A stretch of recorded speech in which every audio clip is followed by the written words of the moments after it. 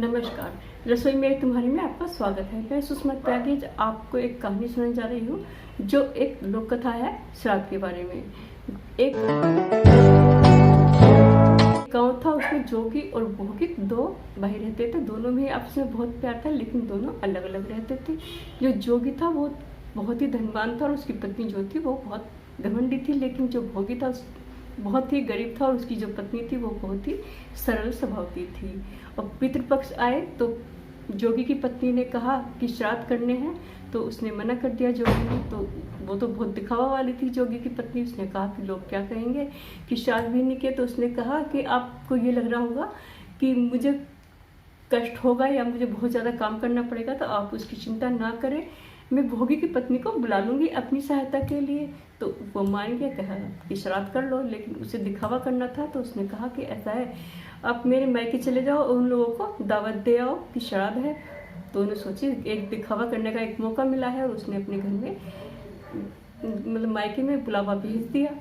अब अगले दिन जो है भोगी की पत्नी आई, उसे घर में खूब सारा खाना वाना बना गई, खीर वीर सब कुछ बना गई और अपने घर को चलने लगी। तो जोगी की पत्नी ने ना ही तो भोगी की पत्नी को रोका और ना ही वो रुकना चाह रही थी, क्योंकि वो भी तो अपने घर पे जाके अपना श्राद्ध करना था उसे। और वो अपने घर में चली गई। उसने घर में जाके नहाए, साफ सफाई की, लेकिन उसके घर में कुछ था ही नहीं बनाने के लिए। तो उसने सिर्फ अघियारी दी और पितरों को अर्पण कर दिया। अब बच्चे भूखे थे, ऐसे ही रहे शाम तक। पितृगण आए तो उसने देखा कि पहले जोगी के यहाँ गए, उसके यहाँ तो सारे ससुराल वाले खाने पे मंडे हुए थे, किसी ने उनकी तरफ देखा ही नहीं। तो वहाँ से वो भूखे ही आ गए। अब वो छोटे बेटे भोगी के पास गए, उनके यहाँ देखा तो वहाँ कुछ खाने को था ही नहीं। जो अघियारी उन्होंने की थी बस उसी की राख चाट ली उन्होंने और चले गए।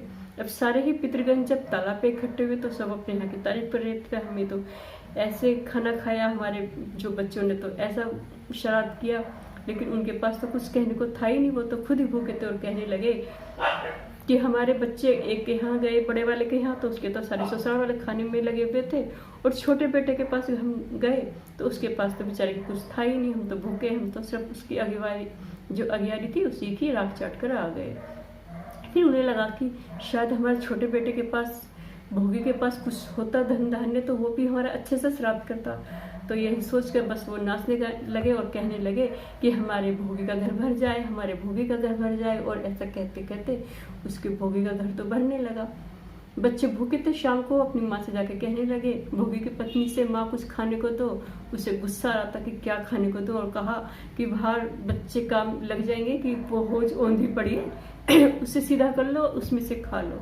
तो बच्चे वहाँ गए और देखा, उन्होंने वो ओज को सीधा करा तो वो तो असरफियों से सोने चांदी से भरी हुई थी। भाग के आए, माँ उसमें तो सोने चांदी भरे पड़े हैं, उसे हम कैसे खाएं। माँ ने जाकर देखा, अरे ये तो हमारे पितृगण हमसे प्रसन्न हो गए, उन्होंने हमें ये आशीर्वाद दिया है। तो वो तो धनवान हो गया, लेकिन उसे घमंड नहीं आया। जोगी की पत्नी तो घमंडी थी, लेकिन भोगी की पत्नी को घमंड नहीं आया और वो धनवान हो गई।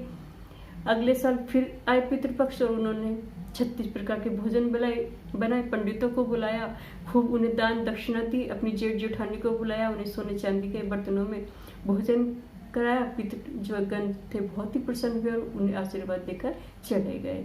तो भगवान जैसे उसका घर भर दिया, भोगी का उसको आशीर्वाद दिया, ऐसे सभी को आशीर्वाद दे, सुनने वाले को भी सुनाने वाले को भी। ये कहानी यही खत्म होती है। अगर आपको कहानी पसंद आई हो तो प्लीज़ लाइक कर दीजिएगा, चैनल पर नए हैं तो चैनल को सब्सक्राइब कर दीजिएगा। मिलते हैं अगली वीडियो में। Thank for watching.